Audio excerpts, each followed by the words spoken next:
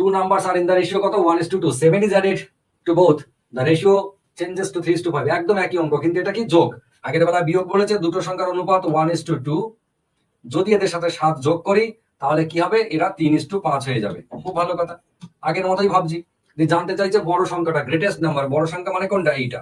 এবার আমরা দেখবো অপশনের মধ্যে যেটা সব থেকে বড় সংখ্যা, অপশনের মধ্যে যেটা 2 এর গুণিতক, সেটা উত্তর। দেখলাম ও বাবা, এই সব কটাই 2 এর গুণিতক, আলাদাই করতে পারলাম না। তাহলে নেক্সট কন্ডিশন লাগে। নেক্সট কন্ডিশন কি, যে এই সংখ্যাটার সাথে যদি আমরা 7 যোগ করি তাহলে সে 5 এর গুণিতকে দাঁড়ায়। এবারে এক এক করে চেক করি। এর সাথে আমরা 7 যোগ করছি, তাহলে 24 এর সাথে কত হয়, 24 এর সাথে 31, সে 5 এর গুণিতক নয়, তাহলে 24 সাথে 31 বাদ দিয়ে দিলাম।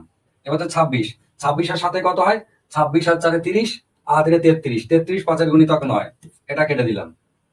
ঠিক আছে, ফের মনে করুন 28, 28 এর সাথে কত হয়, 35, সে 5 এর গুণিতক, ব্যাস এটা উত্তর। 28 এর সাথে 7 যোগ করব, 35 হলো, সে 5 এর গুণিতক, ব্যাস উত্তর। এবার এইটার সাথে যদি করি 32, 32 এর সাথে 39, 39 তো 5 এর গুণিতক নয়, কেটে দিলাম।